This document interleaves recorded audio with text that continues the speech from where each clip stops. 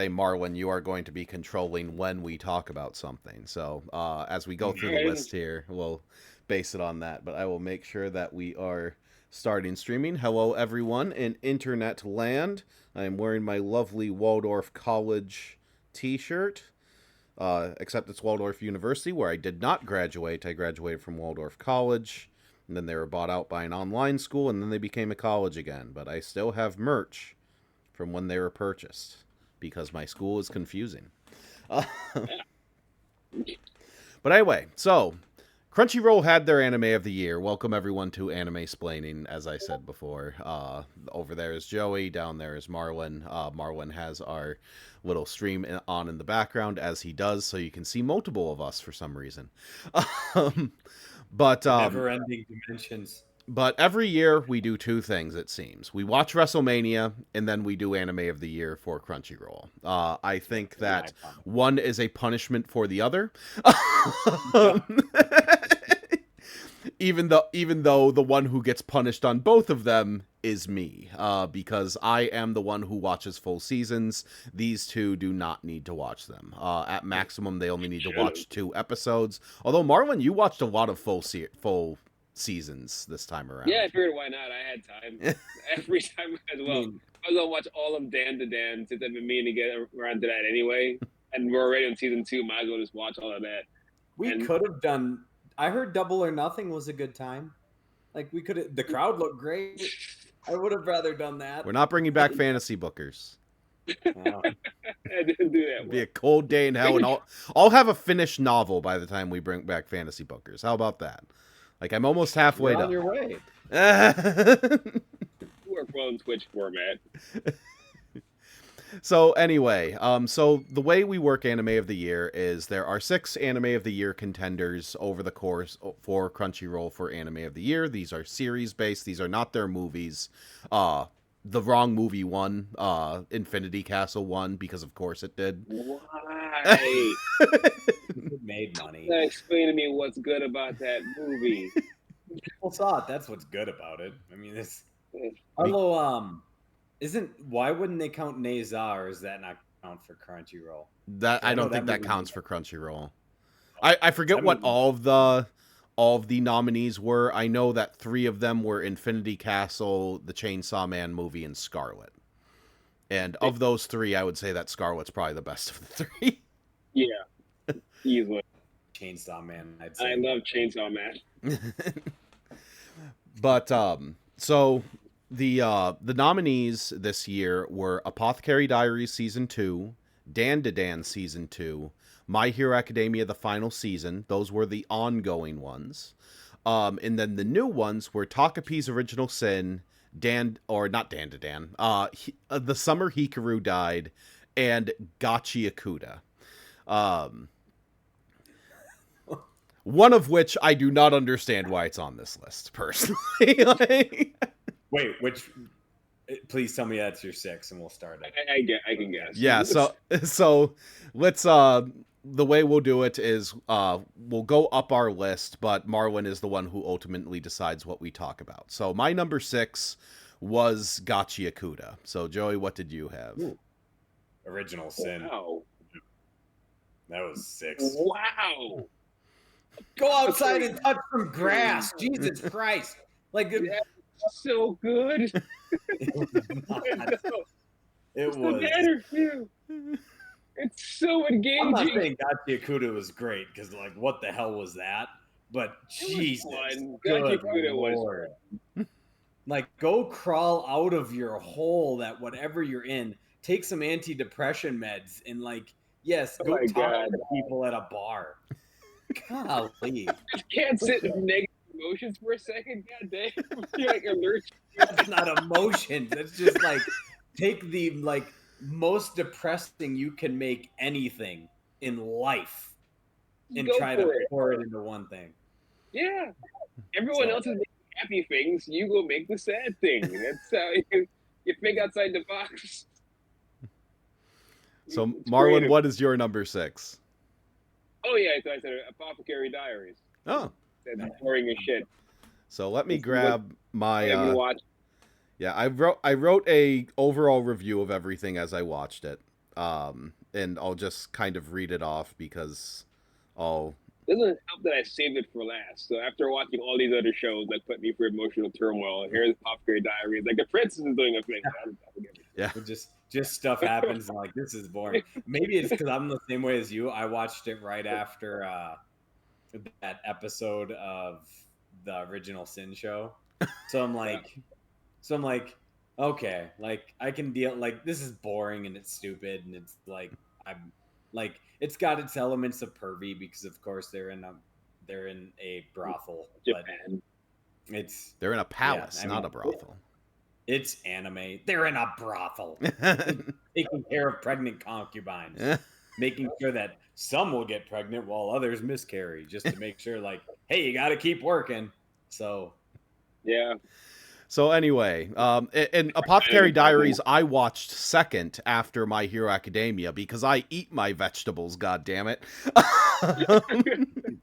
So Apothecary Diaries season 2. Last year, Apothecary Diaries had too many episodes in the season at 24, but the strength was placing breadcrumbs for its overarching plot. That's the case again here. I think the final bunch of episodes once again start turning the season around, but it's like going on a 4-hour bus ride to go to a McDonald's. I do not think there's a lot to grab people here that has not liked the previous season.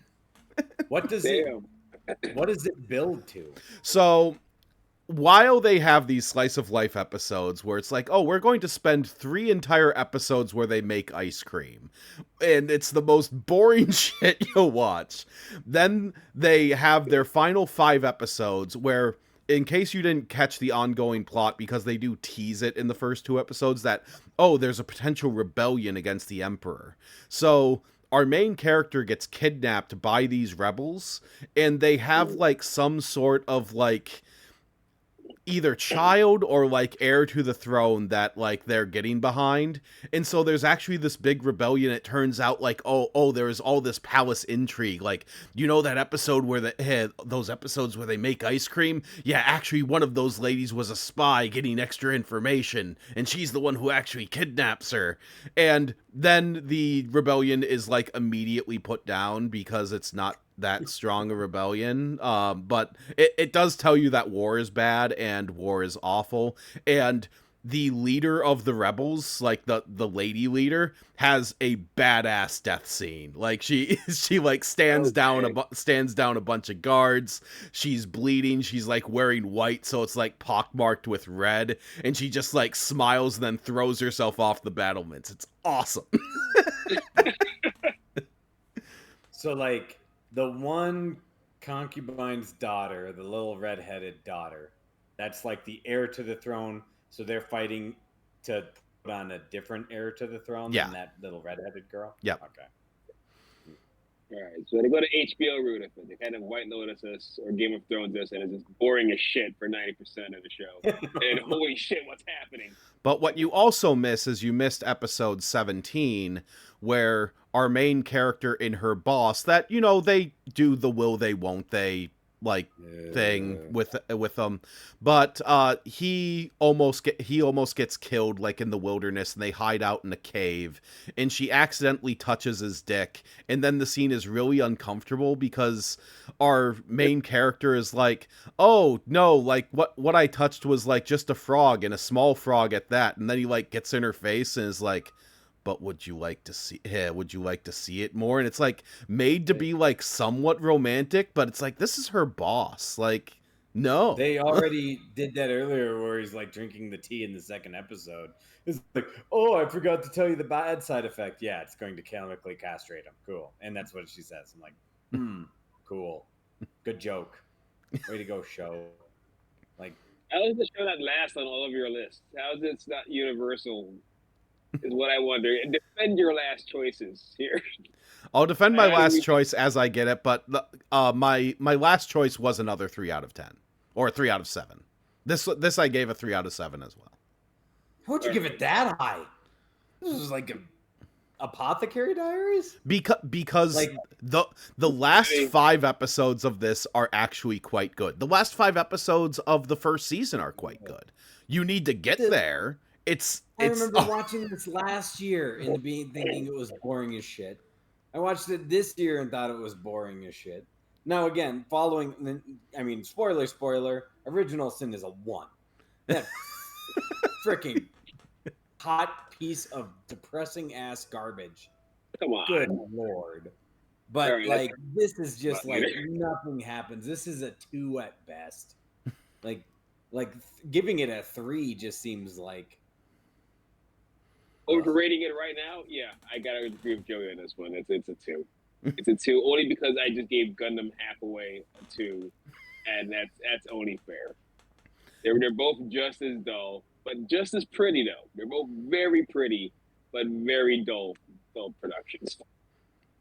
Yeah. Also, I'm very disappointed that they got Apothecary Diaries' original theme, like their first opening, is like their best one, and every single time it's like, oh, maybe they'll have another good opening, and they don't. Yeah. I had no hopes on this one. All right, whatever. But yeah, it's still Anime House is basically what it comes down to. Only they try to keep an overarching plot thread in it. I guess you could say Anime the Pit at this point. Yeah, pretty much. It's just not for. I am not the demographic for it. I can tell it's a good show for someone else, like different gender, not me. I am not the audience. Yeah, and like I said, I can understand why people like it, but it's not for me. Like, and I, not for me, I feel gets a 3, especially if a not for me show like legitimately like gets me interested at any point. So that's why. And I mean, I gave Gundam Hathaway a 5, or did I give it a 4? I gave it something. 4. You backed out. Oh yeah, not that good. This show must have an audience anyway, right? It's got a second season. It's probably going to get a third. Yep. Then it's streamed by HBO. Yeah, it's doing just fine without people like me. This is absolutely for broads. Oh, and I forgot to put up the. Is it? Put up the is it art there. Housewives, I feel. I don't even know if this. I think this show is just for. It's so soap opera. Anime fans, but that's my jaded. I think this anime is for anime fans. Good observation. Well, not this anime fan. There's certainly one show that I'm not sure is for anime fans in here. I don't know who this is for. But anyway, are we done talking about Apothecary Diaries? Because there's not much here. Yeah, if we gave it a rating, that's it. Yep. So moving on to our number 5. So my number 5 was Apothecary Diaries. So same with mine. My 5 was Apothecary Diaries. Just because I hate putting this one this low on the list, especially since this is the one I watched the most episodes of. But Dan, I watched 2 whole seasons of that, and I'm placing it at number 5. Ultimately, it's about nothing.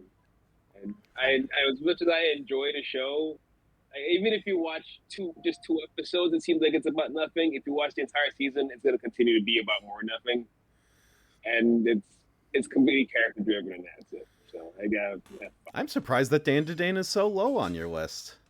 They removed the best part of Dan to Dan. That theme song last year was Dan to Dan to Dan to Dan to Dan to Dan. It's a freaking banger.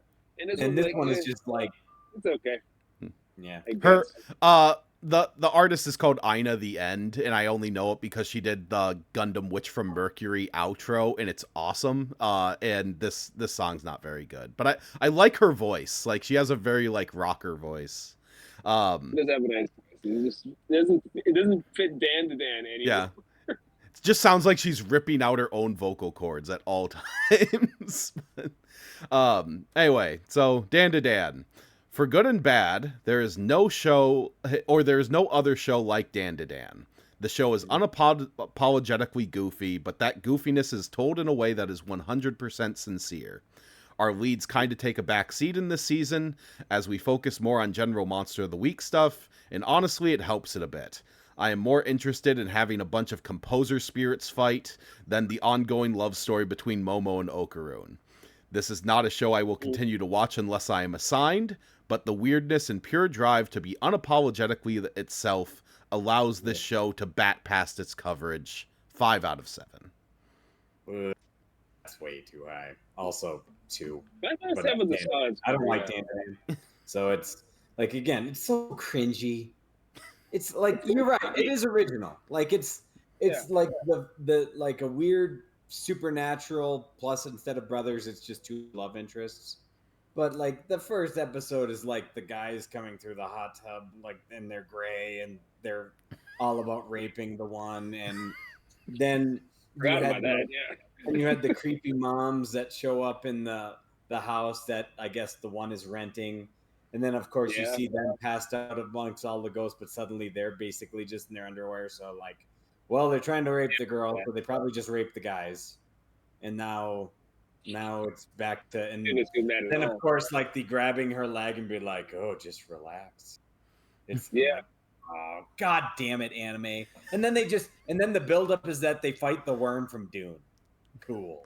They fight they fight a worm from Dune that makes you want to commit suicide. That's right. It's got psychic powers. It's like a tool, they give it the level of depressing of like, oh, want to tell the story of this young child that was sacrificed to the worm? No.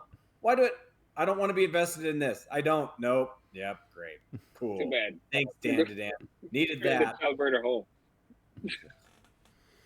I'm pretty sure, like, good stuff. I think like 2/3 of these shows have some sort of suicide, but in Dan to Dan, it's a funny joke. Yeah. No, not the. Wait, which one is the suicide in Dan to Dan? The worm. Like, there's an entire like thing where like the psychic energy of the worm makes you want to kill yourself. So yeah. Okay. Yeah. I thought you meant like people. Like, I got you, because there's the one weird ghost thing that like is supposed to get inside your head. Yeah, the evil eye. Yeah, the evil eye who also makes you kill yourself. And so it's just like competing. God dang it! The goal of all the ghosts. It's a common theme in this freaking, like you said. Yeah, so Marlon, last time I only watched 2 episodes, or you only watched 2 episodes of Dan to Dan, and you caught up completely on the season. When you watched season 1, we both had like the same like favorite set of episodes, which is the like sad ghost story. This season also has a sad ghost story. Do you feel like the backstory of the evil eye is kind of law of diminishing returns by comparison, or do you think it's like, oh no, this is just the formula where it's like, oh, you have the sad ghost story and those are the best episodes? Yeah, this is a formula, and it's a good formula because if you execute it well, then who cares, right? Because it just works out. Both sad stories are really good.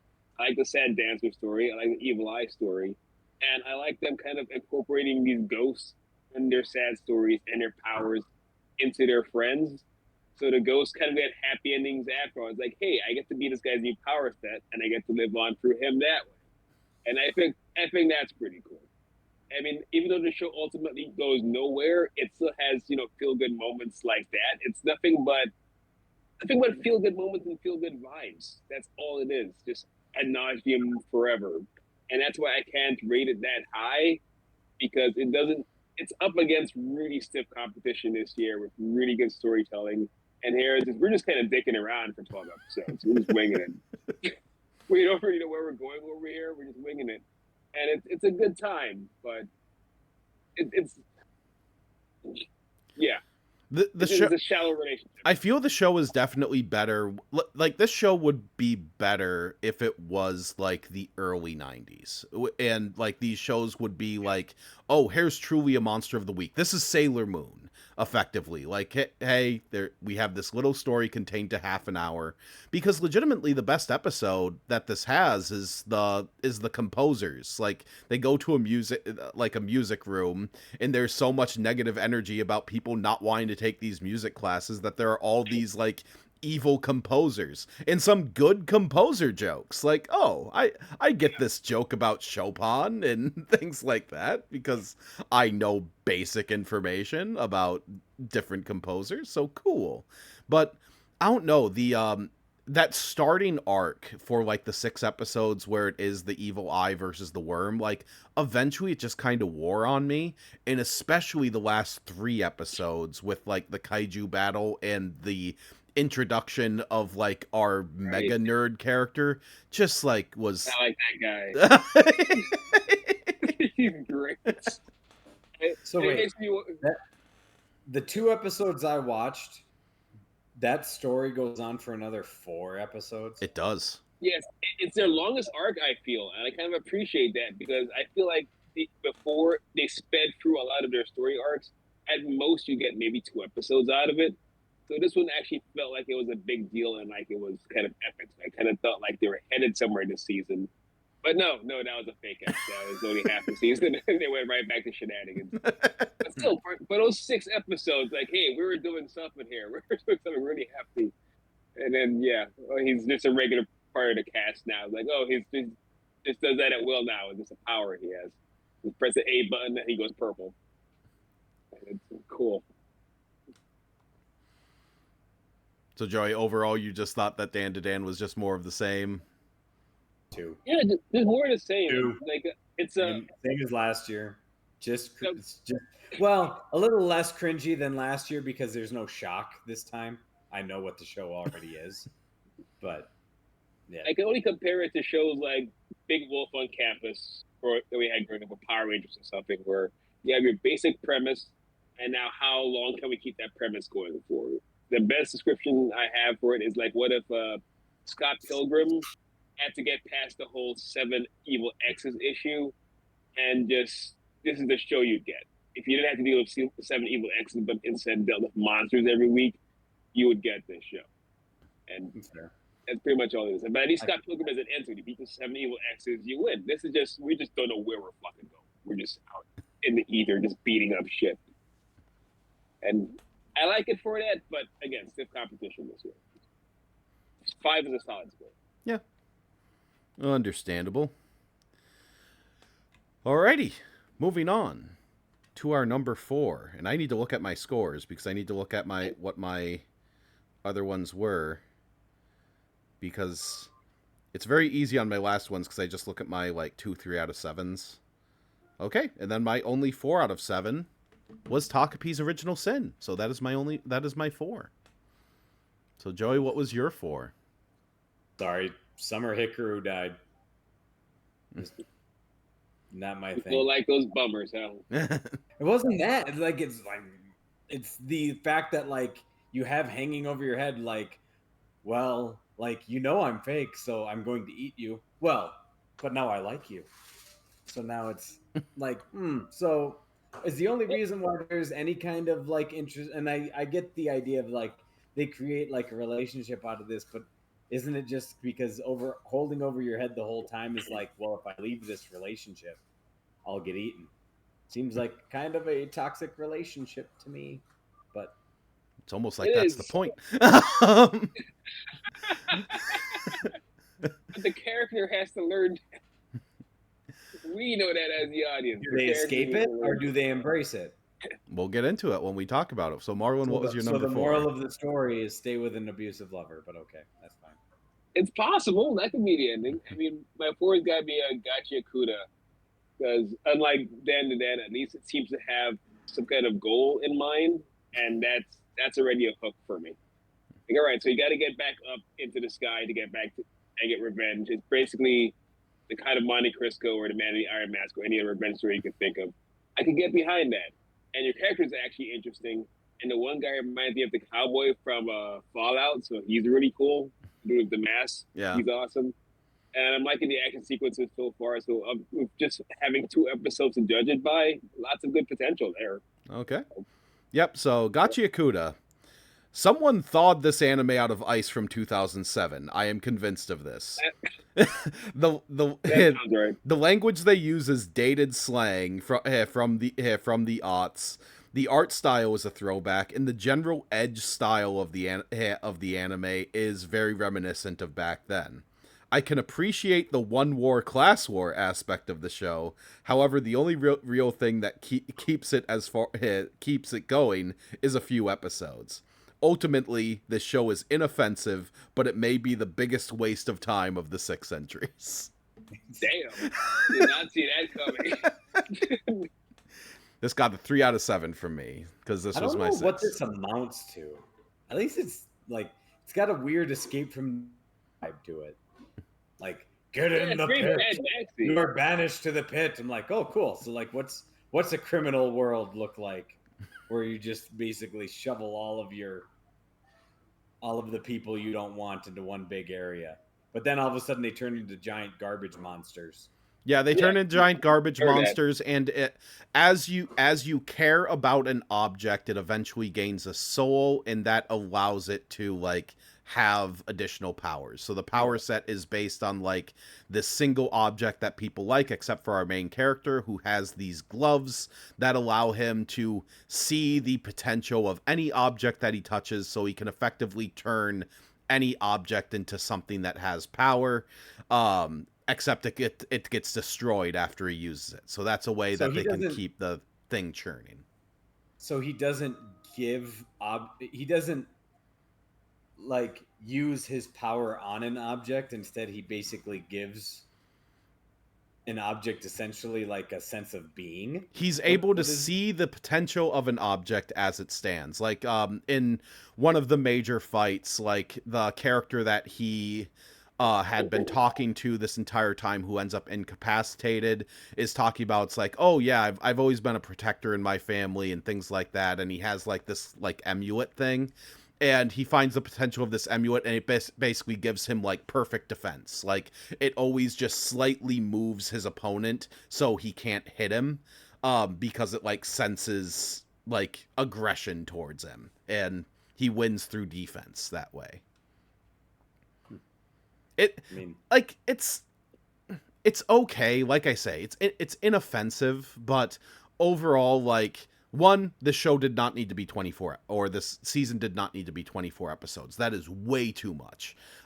If this was 12 and didn't overstay its welcome, then I probably would have liked it more. But especially like the last few episodes of that 24 episode season, where Apothecary Diaries like backloads all of its interest into the final portion, this one turns its final episodes into like a bunch of hangout episodes, and it just makes you feel like you're wasting your time. It's like, yeah, I got this good fight around episode 13, but what about all of this other stuff that's over here? That is a shame. That is tragic. Damn. It's such a good setup too.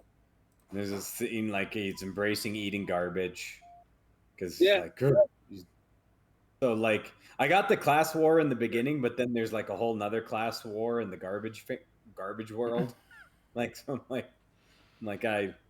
said, they drop the class war aspect of it pretty quickly. Well, because then he joins the Renegade Fighters group. It's like, fight with us. The Cleaners, a bunch of Kenny Omegas. Like, fight with us, don't fight for us. Fight with us. Yeah. Also, the theme sucks. The theme sucks for this. I hate it. I don't think there was a good theme in any of these shows. It starts off really good and then it gets really dull. I take that back. There was one theme. My top anime this year had the best theme, and it's bringing back Vondi. Everyone likes Vondi. Vondi had your favorite song from Chainsaw Man, Joey. Not Iris Out, the one that ends the first episode. Why does everyone want the depressing shit? It's just like, no. But yeah, Marlon, since you're the local artist here, like, since this show doesn't look like the others, like it's very distinct looking. Did you like the like heavy lines and like, I don't know, it almost, I did. At points it just looked like it's like, oh, this is just like cardboard placed on here. Well, yeah, during the 3D elements, yeah, they kind of come off that way. So I kind of see what you mean when you say it got thought out 2007. Because it does come off like reboot or one of those CGI shows from the late 90s. But otherwise, the actual animation, I like the style of it. I think it works really well. It bothered me at first because everything was all like white and pale and cream. but then he gets kicked out of the sky. And like, oh, good, now the action is awesome. Now there's actual style here, and something I could bite into. But yeah, I was looking forward to watching this until you kind of said it's kind of crap. It's a crap show. Well, we've differed on shows before, so feel free to watch it and tell me I'm wrong. But yeah, I just couldn't get into this show. The only thing that kept me going was the localization of it, because I do think that they leaned into the throwback aspect, because they say things like, "Oh, that's hella weak." Like, really? It's like they are using slang that we used in the 2000s to the point where I was waiting for them to just drop a heavy R word on this. It's like, no, they did not. Fortunately, they knew better. All right. But it does come off as a companion to Trigun and Full Metal Alchemist. Like, it fits right in with those shows for me. Yeah. Same vibe. 3. Yep. Let's move on to number 3. And I'm trying to think of what my number 3. I meant I gave that show a 3, but we can move on to 3 too. Yeah. Shoot, I don't know what's in my middle. I'm between 2 on this, because they both kind of ended up with the same score. Actually, here's the fun fact: everything on the top of my list had 5 out of 7s. So so it's about what is the worst 5 out of 7. So pretty much, yeah. Same. So yeah, I got Takapi was my number 4. So yeah, Dan to Dan's my number 3. I can't believe it's higher on your list than it is mine. That just says enough about the other shows, in my opinion.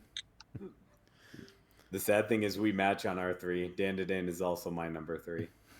Yeah. It's a solid show. But so I not for lack of trying, believe me. It's just because I mostly hated everything on this list, except for the one that surprised me.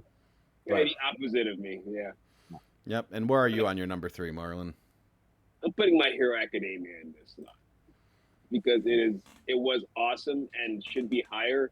But again, competition is stiff this year, and I haven't seen all of My Hero Academia, so that would help it. And also those last 4 episodes, because I know I was only supposed to watch 2 episodes, but the last 4 were a slog.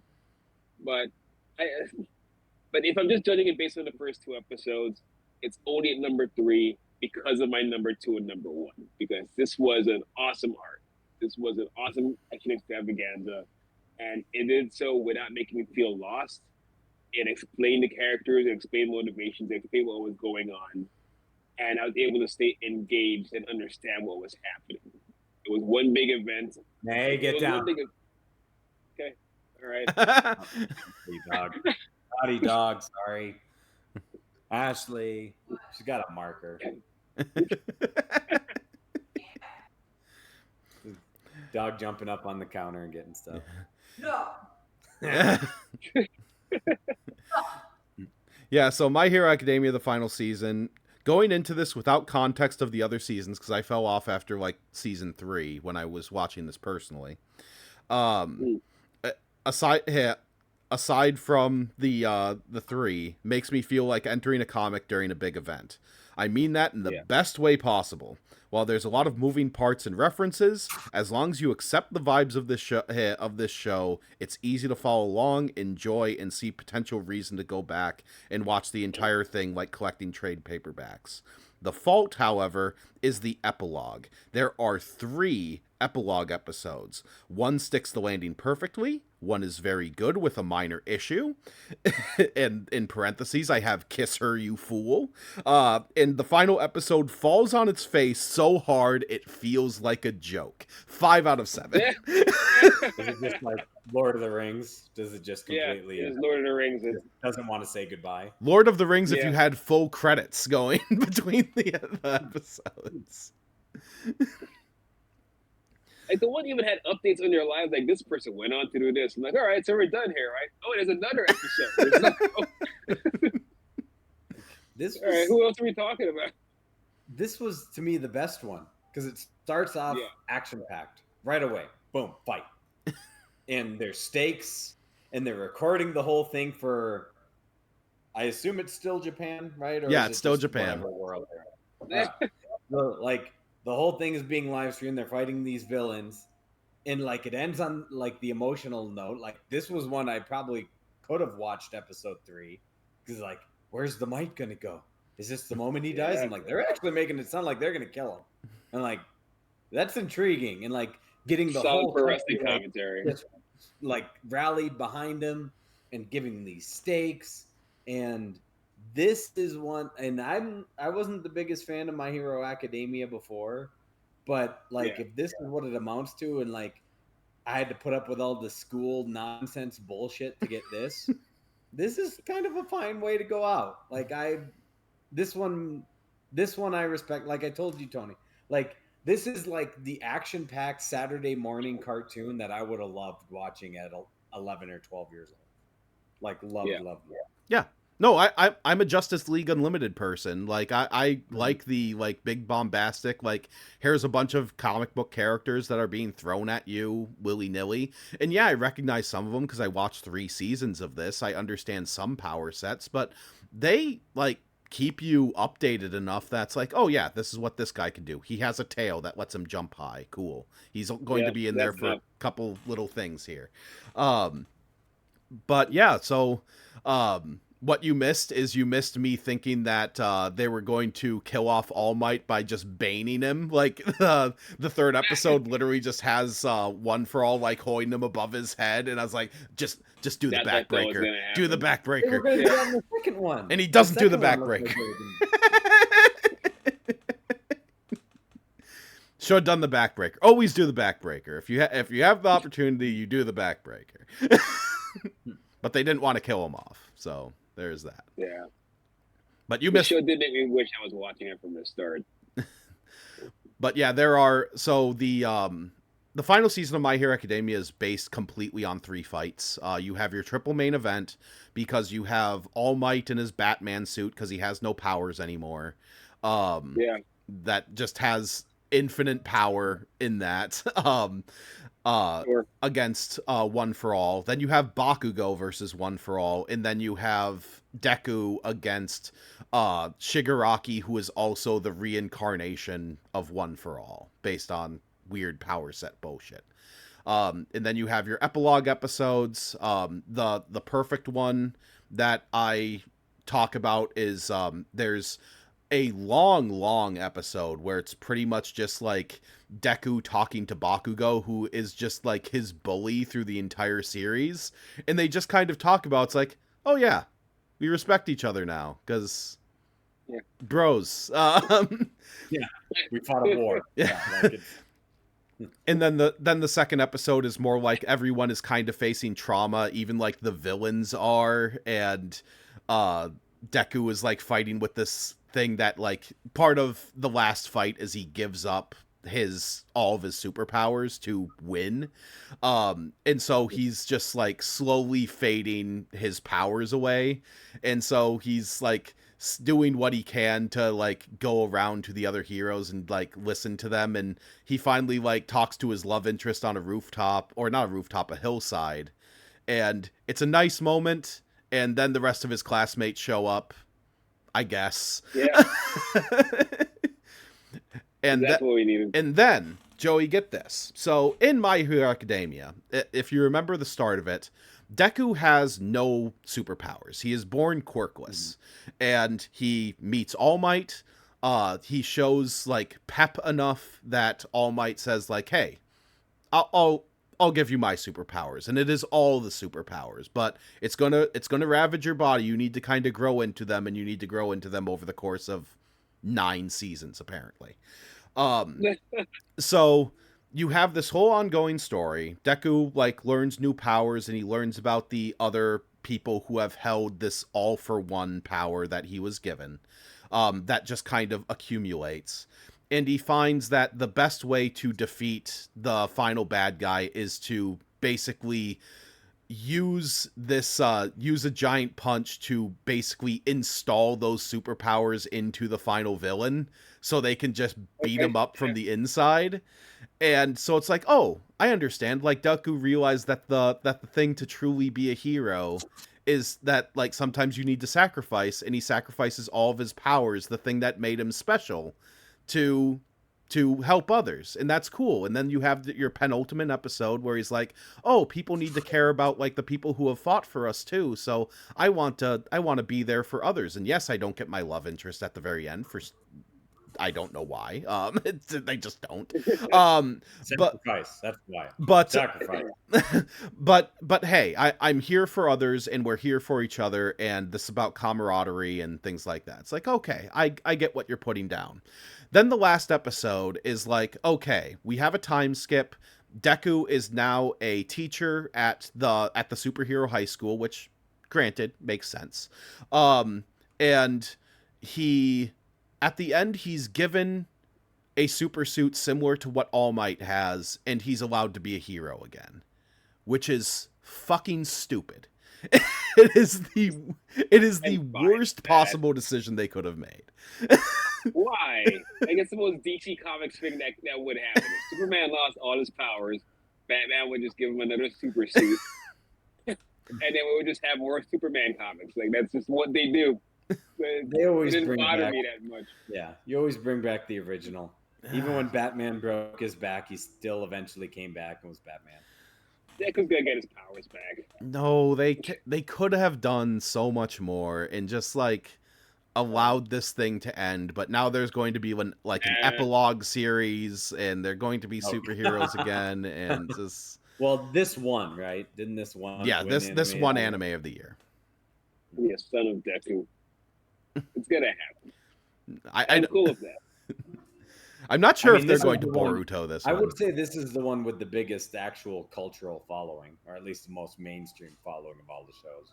Of these shows, maybe, yeah, and it's probably just because it stayed around the longest. Yeah. Yeah. Because I know more people have watched it. I've heard of Dan to Dan outside of our thing on this too, but this is, I know, the... Yeah. Also, keep in mind that like one of the other like cultural touchstone of this season, like the seasonal anime, sort of disqualified itself by being a movie. Because I think if Infinity Castle was like even 6 episodes, it probably would have won just because of the fan base. Do you think we'd like it better? Yeah. No. No. We have to watch it piece by piece instead of falling asleep in the movie theater. My Hero Academia should have been the movie. That should have been the movie we got, and I'm mad it wasn't. Maybe. This was better than Infinity Castle, I would agree. Infinitely better than Infinity Castle. Yeah, if you have a chance to go back, Joey, because you saw the second best fight. The second best fight is that All Might fight. The best one is the one that happens right after it, which is Bakugo, because he moves because his sweat allows him to create explosions, and he finds that he can move incredibly fast if he just like lets himself explode in a proper direction. And the way they animate it, he's just like ragdolling everywhere. It's the best thing. He's the best character. Well, again, and like it's this. I do like the idea that they're just recording and commentating on it the whole time. But you also tended to watch, like, I remember when you would have like a football thing and you like watch stuff to pump you up. I think that if this show had come out around then, even though you do not like anime, in the last fight, there is this whole scene where Deku is like running down a corridor of like All for One doing infinite attacks in him while the others do defense for him. And it's just a whole bunch of like these side characters you've seen through the entire season going, "You got this!" And it's just that over and over and over again until it culminates in a big anime punch. It's like, okay, that was a good big anime punch. Makes me want to go to the gym and do pull-ups. Like, one more rep. Also, you say run is an all-timer. Like Deku's main theme when action is happening, it's like, good job. Like, it's a good theme. I was gonna say the best music I think of all of these shows came from this show too. Like their theme is the best one. But yeah, My Hero Academia got a 5 out of 7. Like I said, everything got 5 out of 7 at this point. Yeah.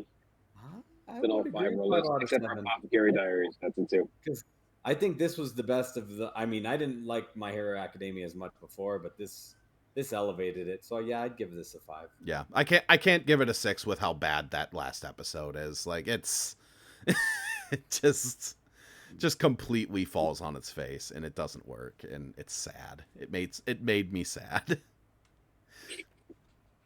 Okie doke. So, number 2.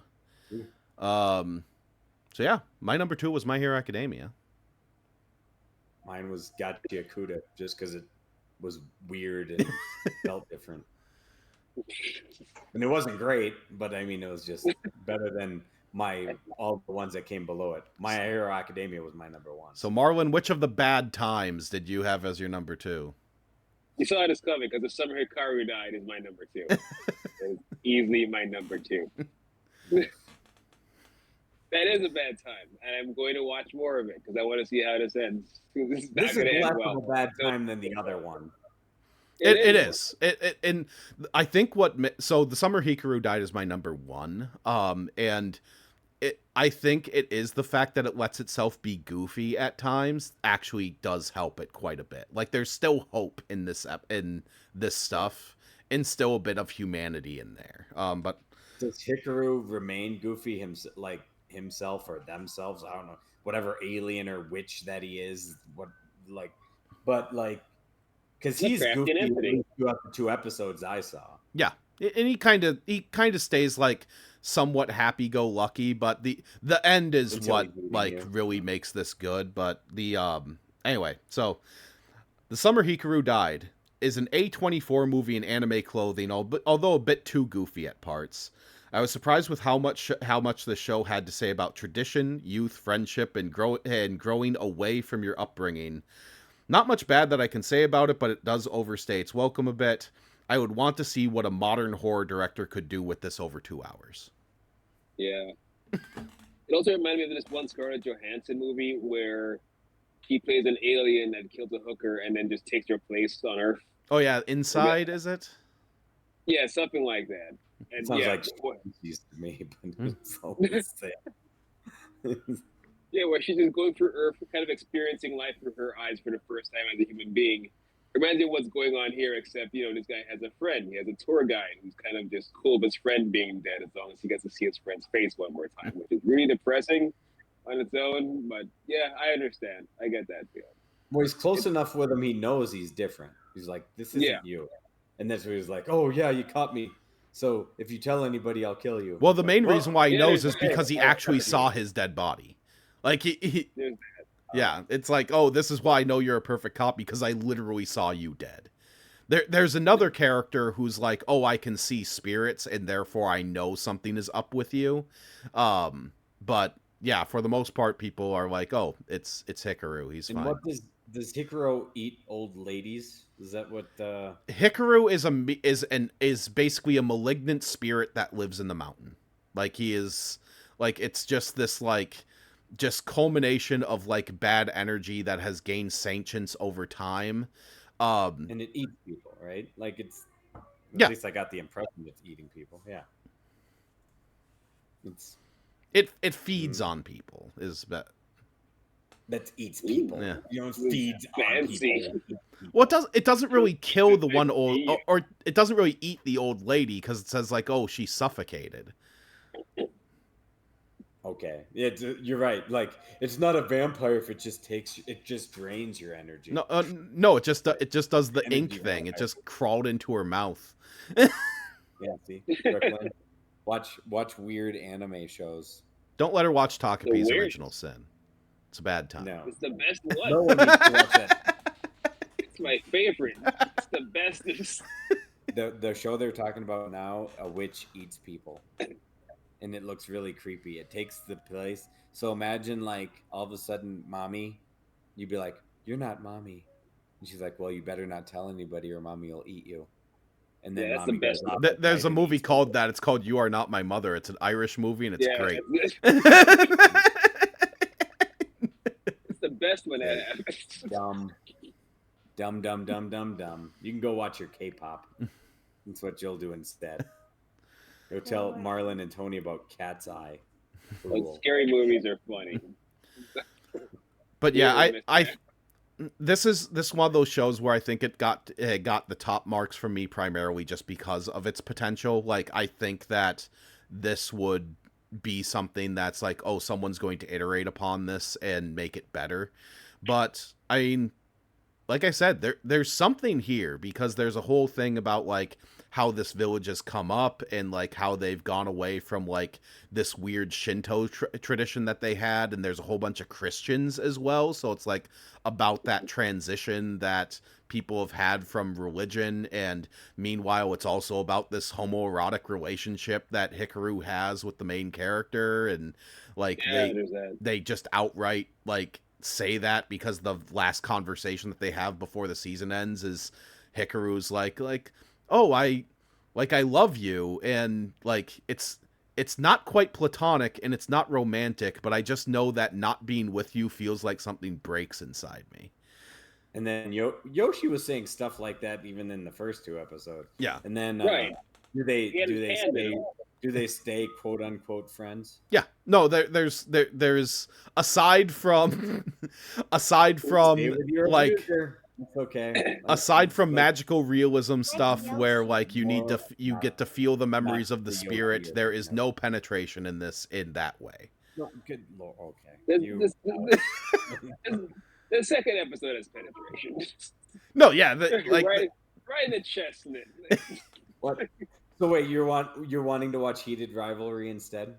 Because if one of the hockey players in Heated Rivalry was a malignant spirit that like would potentially eat people, and like it had this like cool like effect where it's like it looks like he melts, then yeah, I'd watch that. Like, well, and then you have to up the smut meter and Summer Hikaru guy by about 800%. But it's just a trash romance novel. I mean, again, take it for what it is on that one, because I had to watch 2 episodes of it thanks to my wife. So it was like, because again, if I haven't showed from this, Marlon, I will watch anything people ask me to. I'll give it the time of day. And I don't get rivalry from this, but I get the I should leave you, but my life's in danger if I don't. Like, you're right. Should just go to the police. Just go to the police. What can the police do? It's a spirit.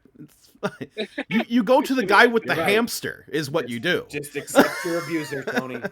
Just accept your abuser. Go to the guy with the hamster. Because the hamster can see spirits.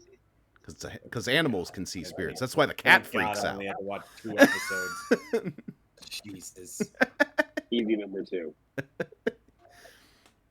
It has a place where it's going. Do you feel now, based on what I said? So they like I said, they never like fully outright say like these two are romantically involved.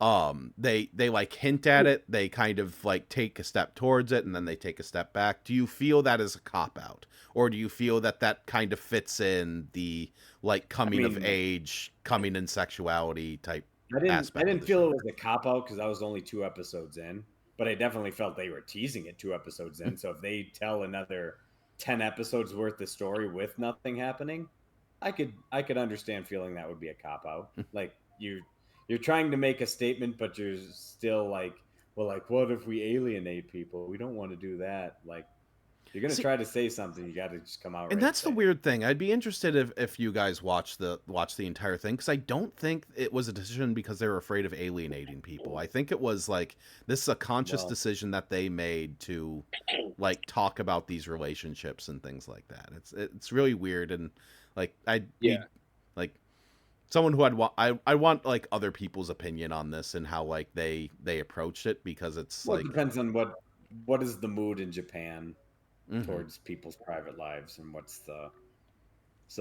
we can talk about it here. I mean, here, like, we talk about Heated Rivalry got an intense following. Keep in mind, I think it was made like 3 years ago, so it's only basically got made on Canadian TV and then bought by HBO and then just gained an intense following. where it became suddenly as popular as it was, but it had been out for a while. So it took time.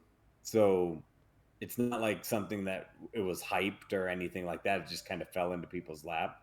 Same with like so this like maybe yeah, like let it kind of take its time and breathe for season 1 and then hit you overhead later. Maybe that's a better way to gain an audience, but Yeah, this I don't this know. also a show I feel like it doesn't need a season 2 based on where it ends, because it ends at like a not necessarily a cliffhanger, but they kind of like Hikaru and main character kind of have a talk about like what their friendship is and how they feel about each other, and it's also about Hikaru kind of finding his own identity, because a big part of this conversation is he goes like, "Hey, I understand that I'm like a perfect copy of your friend, but as I've lived in this human life, because I've never lived as a human before, like I found that I like different things than him. Like he hated studying, I enjoy it. Like I like doing this thing, I like singing, and like he's like splintering off from this personality that he's based on, and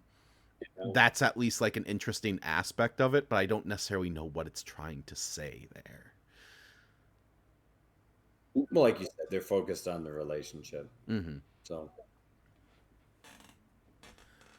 Yeah, it could be saying any number of things, and it's really hard to say. Like maybe the memory of his friend is just a memory, and he needs to let go of that because the thing in front of him is, well, it's gonna eat him. So probably something about that. But instead, it's also why I like that they're not very overt with the sexuality of it. They tease at it because this is something that he shouldn't be doing as well. Not only is this the memory of his friend, and yeah, he has like certain feelings for him, but it's just kind of his captor as well. He forgets there is a gun to his head at all times, so he shouldn't be doing this in the first place. So this is kind of forbidden, and that I don't know, that kind of helps with the whole atmosphere. And then having it just be blatant, just hardcore sex every episode, just being overt with it. They're better off being subtle. Alrighty. So our number ones, we already know each other's at this point based on process elimination. Mine is The Summer Hikaru Died. Joey's is My Hero Academia, the final season. And Marwin, let's talk about Takapi's Original Sin, I guess. That is a good time. That is a fun show. I hate this more than Bastard. If I could get this a negative 1,000, I would. There has never been something I've watched that I've hated more. So, Joey, I am interested in what your take is on my review of it, because this is where I came down on it. I gave it a 4 out of 7, so I gave it higher.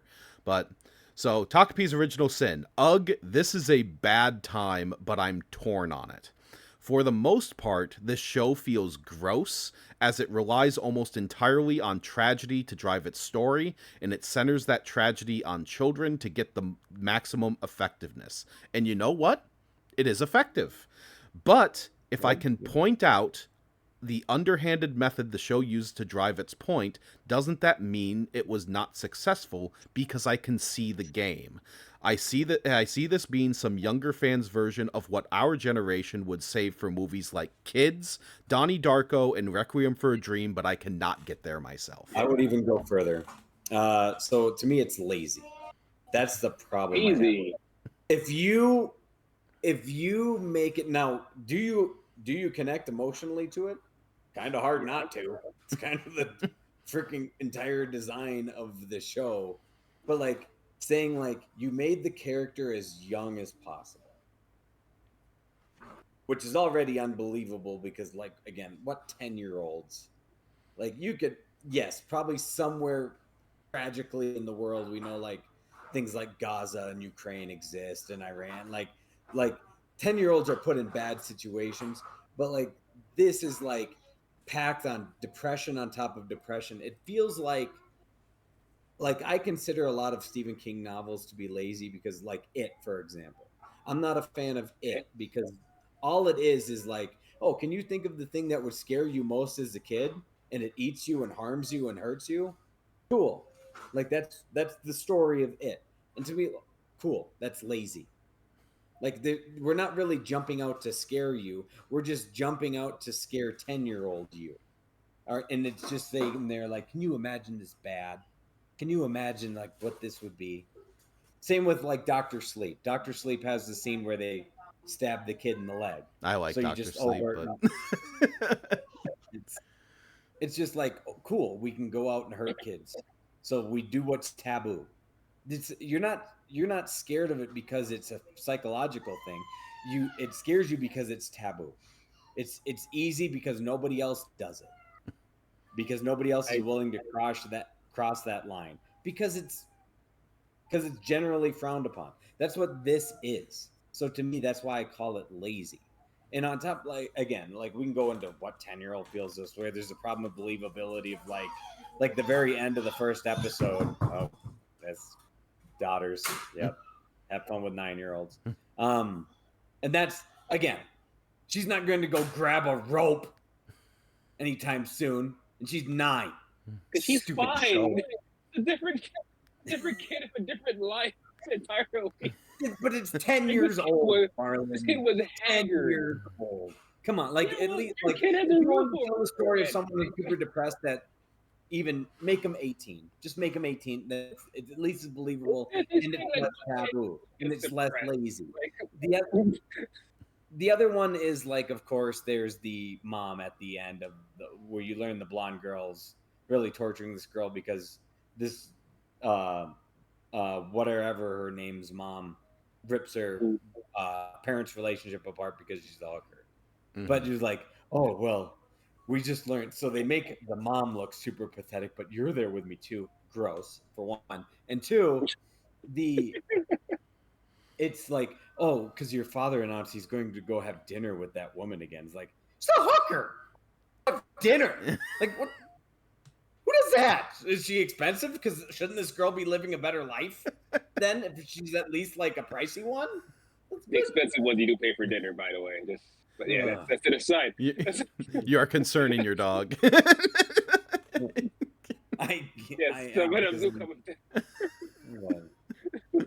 Yes. Is there an emotional like? Did they get an emotional connection out of me? Yes. It made me irrationally angry. Good. So, yes, and that part it succeeded, but that's not a good thing in my opinion. Yeah, so Marlon, before I talk about like, because I think part of it is like I said, I think that we are not the generation for this because we've already seen this stuff. So why do you come out so positively on this? Because it is something different. Because I enjoy that here is this depressing story about a girl with her sad life. And out of nowhere, here is this cheerful little pink thing just trying to cheer her up, which I find to be the most endearing and adorable thing. Normally you have these things and the entire world matches, but instead, here's a girl who doesn't just have like a boo-boo, or maybe her parents are fighting. Here's a girl with a serious situation where she's considering suicide. Here, Barney, you deal with this. You know, like, here, Elmo, you deal with this now. Here's a real problem that you have to see that. Why? Why? Because I find that hilarious. Imagine like you were watching Sesame Street and then Elmo was like, "Why are you sad today? I wish I was dead." Like, oh shit, Elmo. It's in your wheelhouse. So Marlon, going back to like the 3 movies that I said, you in those like in the constant thing where like occasionally on Twitter it's like, oh, take a movie and replace the entire cast except one with Muppets, you would be like, oh yeah, kids, replace everyone except Rosario Dawson with a Muppet. Because that's been done funny before.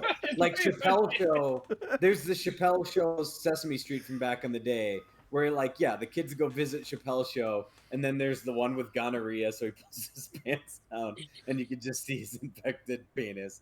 Or the one that's just the crackhead that's shooting up on the side. Like, yes, like turning the depression comedic and that and like and on its head like an Avenue Q style, funny. But the problem is the main character the whole time, again, 10 years old, and you're making her the butt of the joke instead of the pink thing. Now I should go out and say it's not meant to come off as a joke. Yeah, it's not humorous. Funny. This is made to be person, tragic. So I find it funny. No, I mean we all laugh at terrible things. Believe me, like like you don't think I laugh at my 11-year-old at times, and like he can't help it. I'm just going to laugh. It happens. Like I'm not faulting you for that, but I'm like, it's the problem. The other thing is the sad thing. The most I related to this show. You want to talk about me being a bad person? When the blonde girl is kicking the main character in the face because stop with the P, stop with the P. I'm like, yes, I've been saying this the whole freaking episode. That stupid pink thing, everything is P, and it's annoying as shit. Like, so when she's kicking her in the face, I'm like, okay, like that one, I can You're understand. taking the wrong side. Pretty annoying. What happens when a bully watches something about bullying? Is what you're saying, Johnny? Like, I don't understand this show at all. I don't get it. What you so sad about? High school was great for me. I don't know what you're talking about. My 10-year-old daughter is fine. Why can't she be like my daughter? Yes, she's freaking run outside and scream at mom. Get that on camera.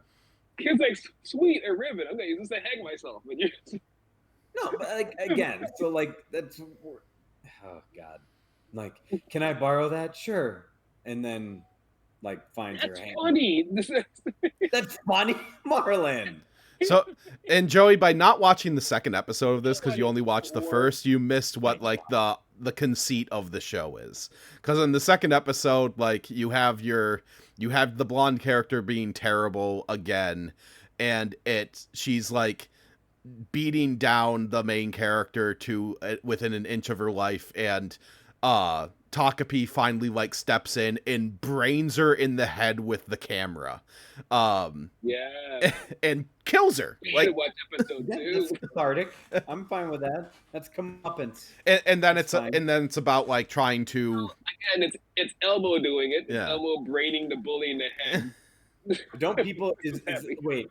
So because I did have to read ahead. I'm like, Jesus, how much more can it get? So I read the episode synopses and Crunchyroll. So two of them. So the blonde girl gets murdered.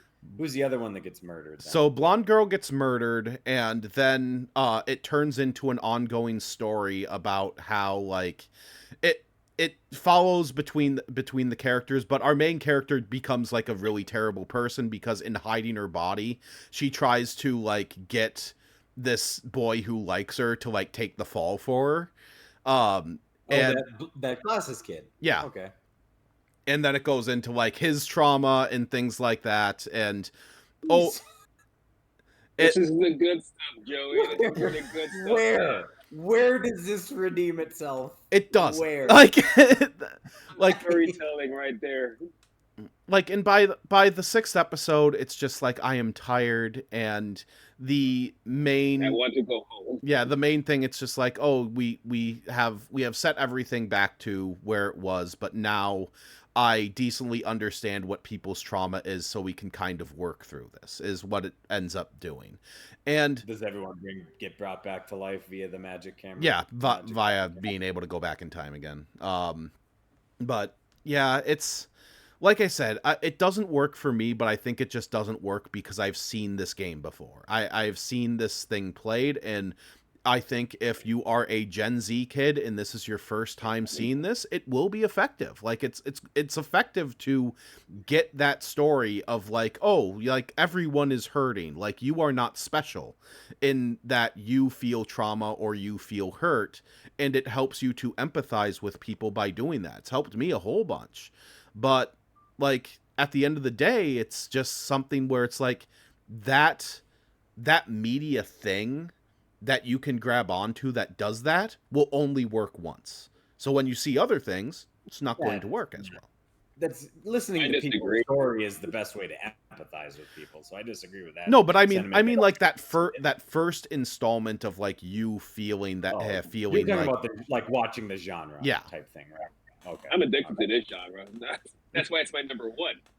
There's no only working once on me. I will watch it all day and regret it later. There are horror stories where like you latch on to what they're trying to say, and like where the life is terrible theme and people making their life worse. Like I like the movie Flight with Denzel Washington, where he's constantly like there's no redemption. Like he makes himself worse. He makes himself worse through his alcoholism. It makes himself worse. Where finally he just comes clean and ends up in jail, and that's actually the happy moment. Yeah, Uncut Gems is another one. Yeah, I was just thinking that. Uncut Gems, Good Boy. Well, good time. But like Requiem for a Dream, where again, I Yeah. need to watch it once. I'll never. I'm interested. Should I watch Euphoria? Because I mean, I hear it's very similar. Like it's just going to be a whole bunch of sad, and I'm like, well, Pretty much.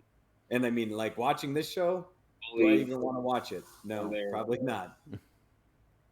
I'm just going to go down that same depressing rabbit hole. Yeah, but for me, with this genre and with Black Mirror, it's one of those things where I can't help but I gotta watch it at least once. Like even if I'm gonna regret it afterwards, like I gotta rip the Band-Aid off. I gotta see it. I gotta see what happens. So then I go, that's where I never watch it again.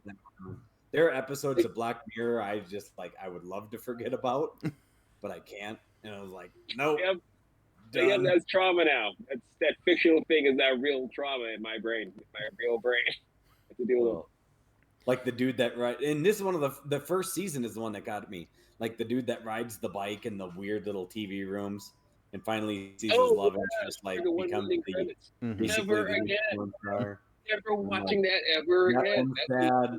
Then the one that where you can record like your life. Like season one's the worst. Back and then the guy discovers like his kid isn't his. Great. Yeah. Didn't need that one. And that's the thing is I watch something like that and I immediately have to watch the next episode to scrub it out of my brain. So that's just how I see another show like this. It's like, oh, that sucked. On to the next one. Just gotta keep reading more and scrub the last one out of my brain. And no, like bully like the whole time you don't feel bad for the bully at all, and then you see like just the mom at the end of the first episode looking so creepy and pathetic, and you're like I still don't necessarily feel bad for you because you're such a dick, but God, this is just gross. Everything about this show is just gross. Yeah, it's my number one. Yeah.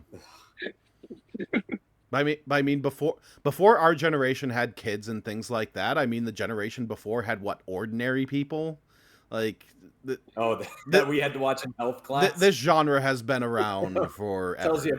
Tells you about high school back in the 90s and early 2000s. Like, oh, here's ordinary people. Watch this in your health class. This is what mental health does not look like. Cool. You could have just told me. Just make me watch this depressing ass movie. All right, time for some just secondary awards here. So, best opening for this year. I think the best overall song I think is Summer Hikaru Died. I like Vondi. That song is very good. So yeah, My Hero Academia for both of those from me. You like their Christian rock like like. It sounds reach for the sun. I look forward to more than the other. I want that slow, weird My Summer Hikaru Died. Just this slow, melancholy, like someone playing something sad in their garage. I'm gonna go with Dan to Dan again. Even though it's worse than the last one, it's still the best one out of these. It's an interesting conceit for like an opening. I will give Dan to Dan because the entire conceit of that opening is we're just going to show you season 1 through vaguely Okarune's eyes. Is like the thing.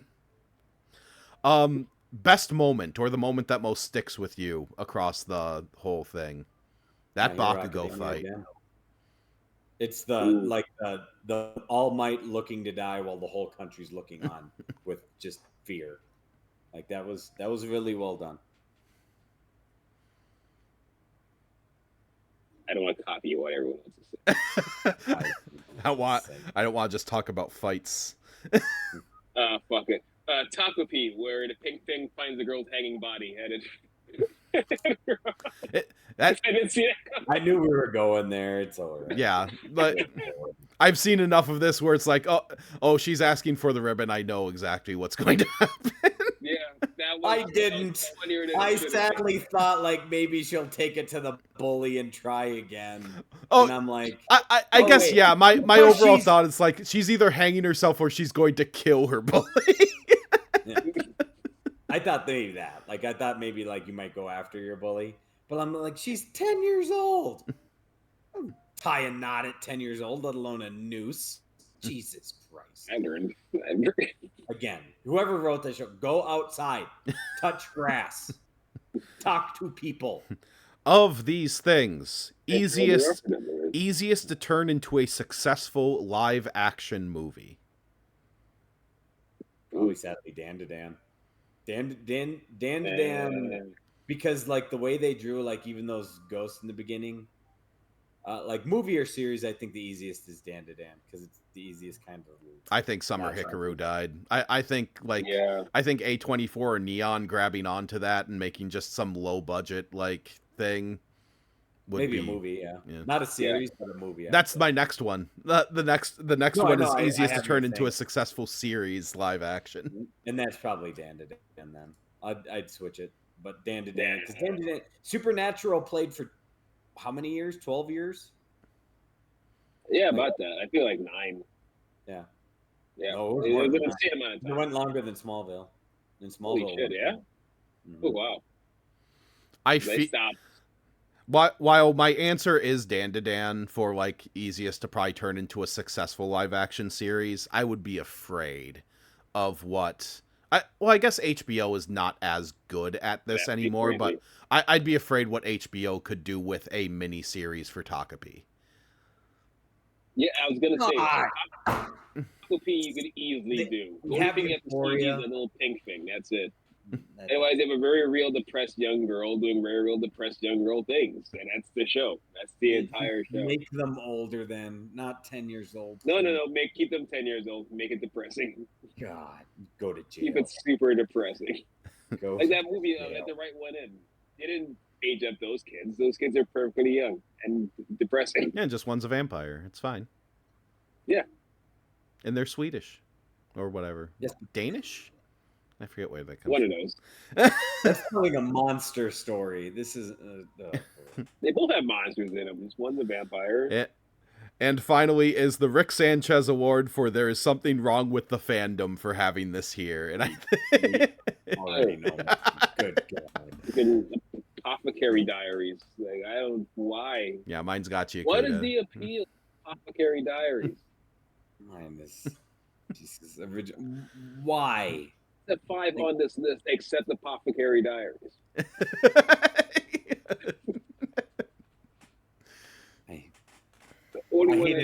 I hated all of these except I didn't hate. Actually, I don't like Dan to Dan, but in Gotcha Yakuza, I was just like, I don't even know if I need to use my brain to watch this. Full transparency. I was not on my phone for any of these. I watched them all. So I did the full watch, and I felt like when I watched Gotcha Yakuza, I could have probably just I could have been on my phone and yeah, I could have tuned this out. What they require thinking. It's the most basic one, and it's fun for it. Mm-hmm. So yeah, if anyone wants to know, so our number ones, because we did not come to a consensus. We all had different ones, in fact. Like my number one was The Summer Hikaru Died. Marlon's was was Takapi's Original Sin, and Joey, the non-anime fan over there, really likes My Hero Academia. He loves those superheroes. He loves boys yelling at each other and punching. I like the end of it. That's for sure. Where would you put Solo Leveling? Below all of these. Legitimately, like, the thing I will say about this season is none of them were as bad as Solo Leveling, which won last year. Yeah. I don't understand that at all. It's a solid number 7 on this list of 6. In fact, Solo Leveling won in part because people said that season 2 was really good, and technically season 2 would have been up for this year's Anime of the Year awards, but it wasn't because I think people got embarrassed that Solo Leveling won. I think it's like Ready Player One being successful as a book, because like Ready Player One had like 3 years in the sun as a book, and then it slowly became like, this book is terrible. This is shit.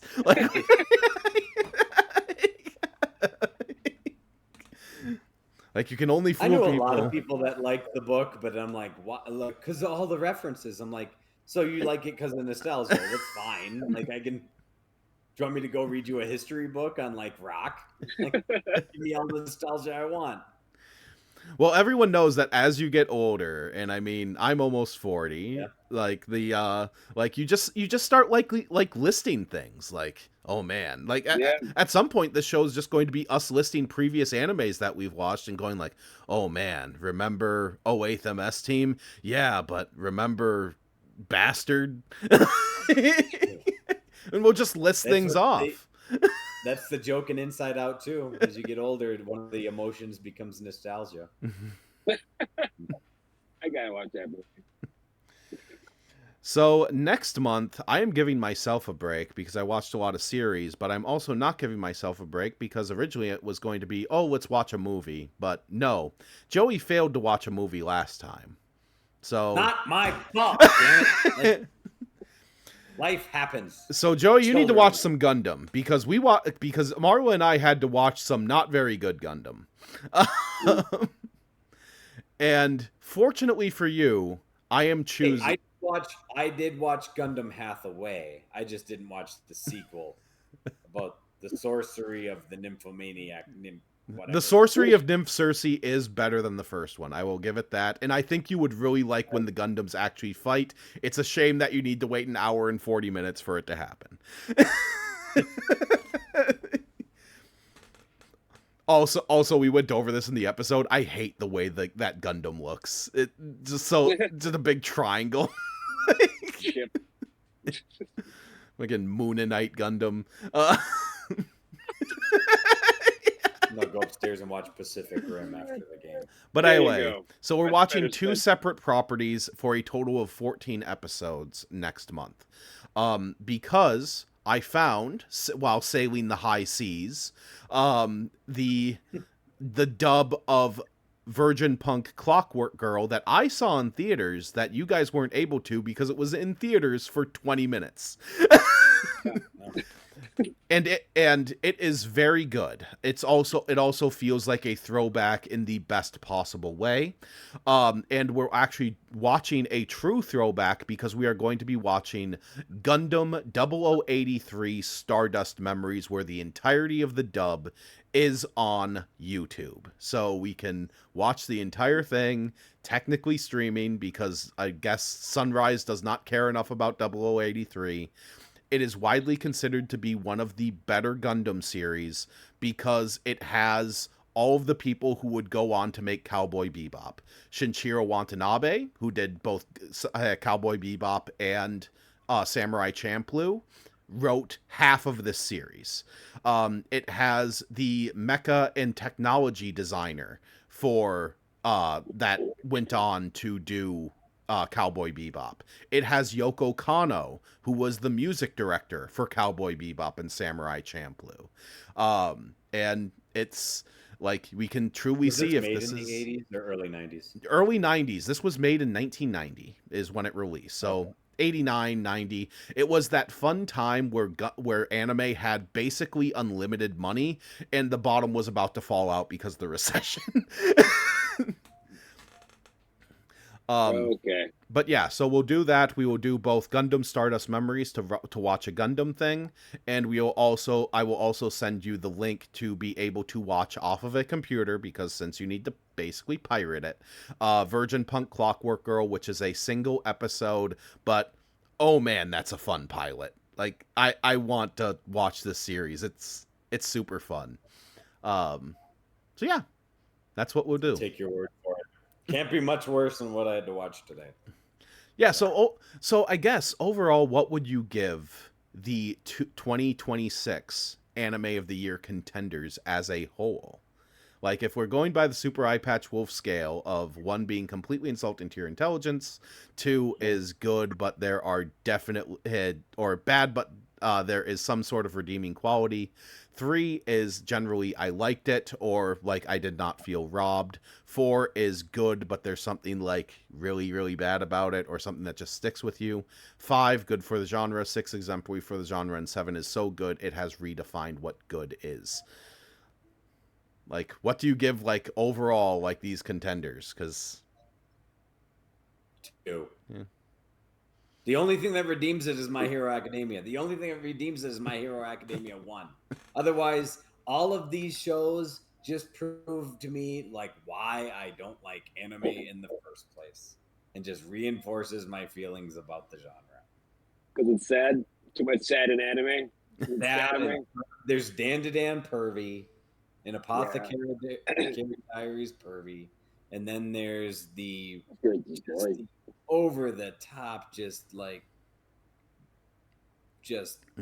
sick stuff, and then with kids on top of it from Original Sin, trying to put a cutesy face on stuff that's awful, and it's just that nihilism, like everything is hopeless. That's right. everything I think anime is. It's Yeah. So based on my scores, my average is probably more around a 4, but I got to give this like year a 3. My reason is the 2 longer seasons. So the 2 episodes, so 48 episodes of what I watched were 3 out of 7 series. And overall, I think that if you take this as a whole, it is Velvet Revolvering itself. It is the less than the sum of its parts. So it gets a 3 instead of a 4 from me if I'm doing no half measures. If I'm judging all of the choices here, it's got to be a 6. It's better than last year. I mean, there's a lot of really, really good choices that are at least different from what we normally review on the show. And I wish these filtered what we were reviewing throughout the year. We review a lot of like shonen BS, like Jujutsu Kaisen, and it's very samey.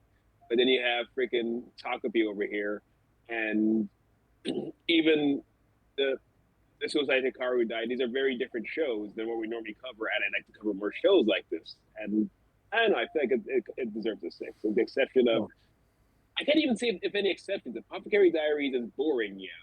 But again, it's at least something different. There wasn't a single show that was very samey on the list this year, and I find that really surprising. Our favorite show from last year was Kaiju number 8, right? Yeah. Yep. So I mean, I would agree with you, Marlon. Some of its parts, like My Hero Academia, I think the final season is better than Kaiju number 8. And I would agree that Solo Leveling would be pretty low on this list. I wouldn't put it at the bottom because I hated Original Sin that much, but I do understand. Like I definitely didn't like Solo Leveling last year, and I'd put Gachi Akuda. Hell, I'd put this season of Dan over it, and Apothecary Diaries. I don't know. I think I put that over Solo Leveling last year anyway. So yeah. Marwin, I need to go out and find more things like Inuyashiki. Is what you're basically telling me. It's weird shit. And I will look for that stuff because I like the weird off the wall stuff too. But I don't know. Like I said, Takapi's just didn't work on me because it was there. Like it's something I've seen. But yeah, so if you agree with us, if you don't agree with us, feel free to comment or feel free to let us know, whatever. And we will be doing Gundam next. So we'll be doing Top Gun with giant robots, as well as Virgin Punk Clockwork Girl, which is the like this anime director went away for a pretty long time. He definitely makes stuff that's pervy, but it seems to be pervy with a purpose, and the action is super good. So there's that. Well, we liked how heavy are the dumbbells. Did not like what was the boobs and butts one when they're in the pool? Keijo. Yeah.